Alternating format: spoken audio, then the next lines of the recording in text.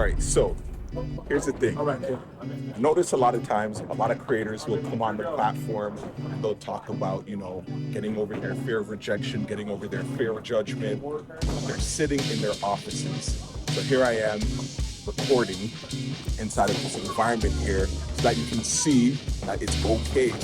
Nobody cares. Nobody is paying attention to you. At the end of the day, people are always going to go back to their lives. People are always going to go back to what it is that they're doing. So here I am soothing my own inner child and letting him know that during this situation, during everybody here, that it's perfectly fine to be here. It's perfectly fine to talk in a crowd full of people. Nobody cares. And number two, people's opinions do not pay your bills. They don't pay for anything other than soothing your own ego of being scared of being seen. So with that being said, I want you guys to just take in this element, take it all in. It's okay to be seen. It's okay to be heard. It's okay to speak your authenticity.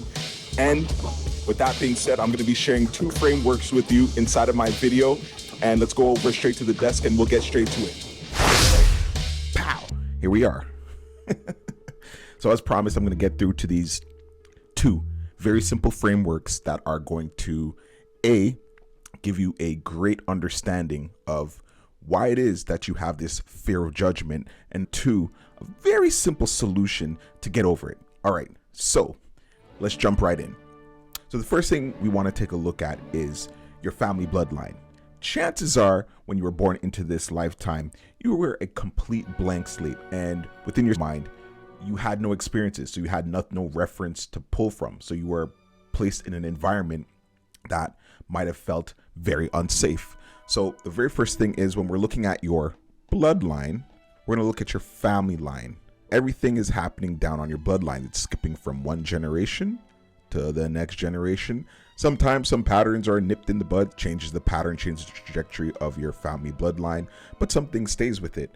And you were criticized as a child. You were told that you weren't good enough in so many different ways, and you were bringing ideas to your family members or caregivers, and they were telling you, oh, no, that's not a good idea, that's a stupid idea, and taking everything and pow, shooting it in the back. You were dropped in this situation to learn about these things, and what ended up happening is it kept coming from that bloodline, passed down to the next generation, from your grandma to your mom, right back down to you.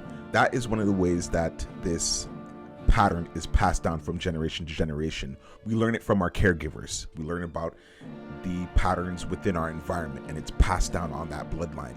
So we need to be aware of it. Let's take a look at your social circles now. So say, for instance, you've learned that it's dangerous to be an outcast. You've learned that it's dangerous to be alone. You've learned from all different angles that it is scary to be by yourself. It is scary to be completely kicked out and evicted from a particular social group. You learned that it's very safe to be within a group of people and to share resources, and even at the expense of your own value system. So say, for instance, this is my line example. You got a group of lions, a whole pride of lions here, right?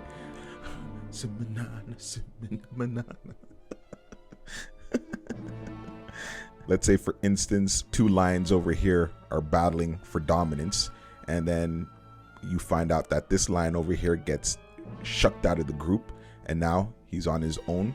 He has a choice. He's got to go out there and he's got to dominate another group of lions, or he's just going to be by himself. If you are by yourself, it's very dangerous. You have lost the resources of that group, and if you can't get into this group, you can't tap into those resources. You're sort of like a lone wolf, and what ends up happening if this group comes along and you killed an animal over here, this big dog over here gets to take all your food because you are by yourself. Very dangerous. We've learned this through social conditioning. We've seen this through the way how you grew up in your own social circles.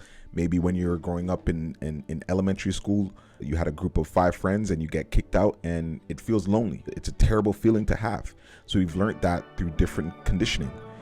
Pattern, passed down to pattern, passed down to pattern, and it's going down that line and it's chugging away. It's got momentum. On this social line, we're getting that conditioning.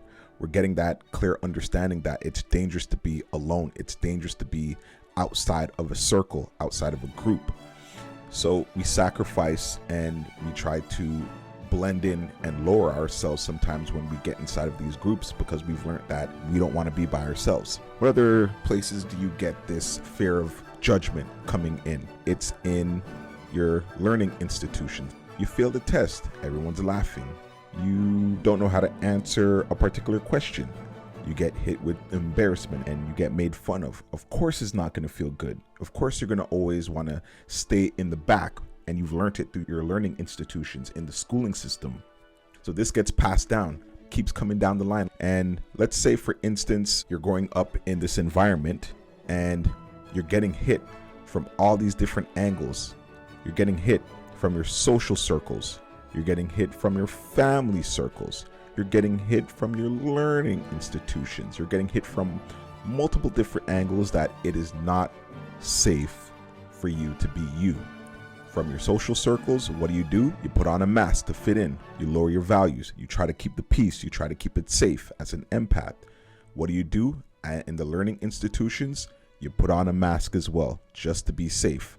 So you can avoid this horrific feeling of being judged. So you don't want this feeling. You're moving away from it, and you'll create a whole mask. Call that an angel halo, okay? You'll create a whole mask just so you can fit in to this environment over here. So you're getting hit from your social circles, your family circles, your learning circles, and to fit into the environment, you are going to create a whole new mask, a whole new persona, a new character, just so you can fit in. Very dangerous. So then, now that you've learned this is a learned behavior. And if you can learn a behavior, that means you can unlearn a behavior, in my own experience.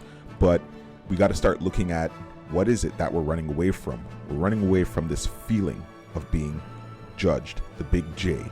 We don't want to be persecuted. We don't want to be looked at negatively. We always want to be the nice person. We put on the nice guy mask.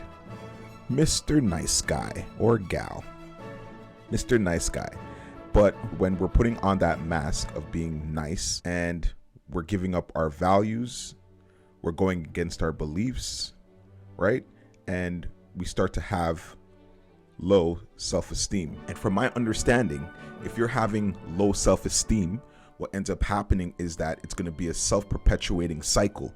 If you have low self-esteem and you have beliefs about yourself because you put this mask on, it's going to continuously perpetuate itself as a cycle that's going to end up being passed down on these timelines.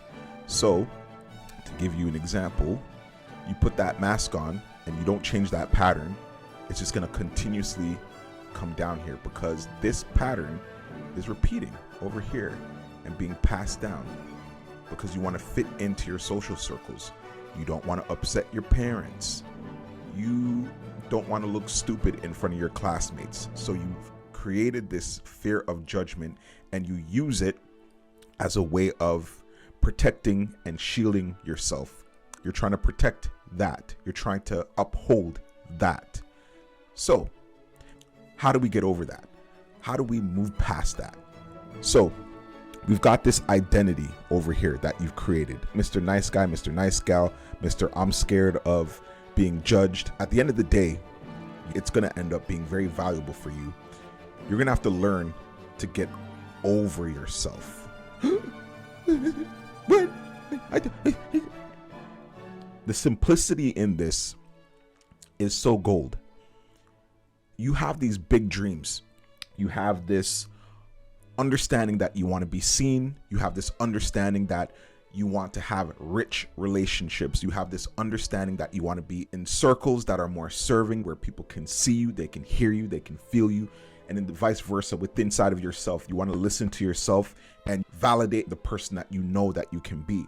And something isn't sometimes resonating with you, but you're going to have to be able to understand that this is a very key lesson for you in this lifetime. If you came here to live in a mask, you did not come here to live in that. So this is why the universe is teaching you through a very hard lesson, through your emotions, through the situations that you are ending up in, what this nice guy, nice gal is attracting into your life. You're going to have to get the fuck over yourself, as hard as that may seem, and let go of this identity. It's going to take time. So just like in chemistry, when you are putting an ingredient inside of the water, or if you are heating something up, it takes a little bit of time to dissolve something. This old identity is no longer going to be attaching or trying to reach for these self-imposing limiting belief systems to keep it alive. You're going to have to get over yourself, and when you get over yourself, you're going to reach into a brand new identity. You're going to self-engineer. You're going to dig deep inside of yourself, and you're going to have to find out, who do you really want to be inside this lifetime? Who do you want to play as? Where do you want to have some fun? And once you start tapping into this brand new identity, you're going to have to fully step into this role, so that way you can draw in and magnetize whatever it is that you want into your life, because this world is electromagnetic. What you put out comes right back into you.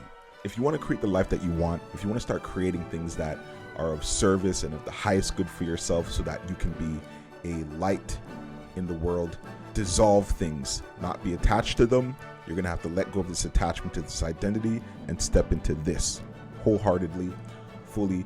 When you get over yourself, you're going to create a brand new timeline. And on that timeline, what's going to happen is you are going to begin creating your own patterns.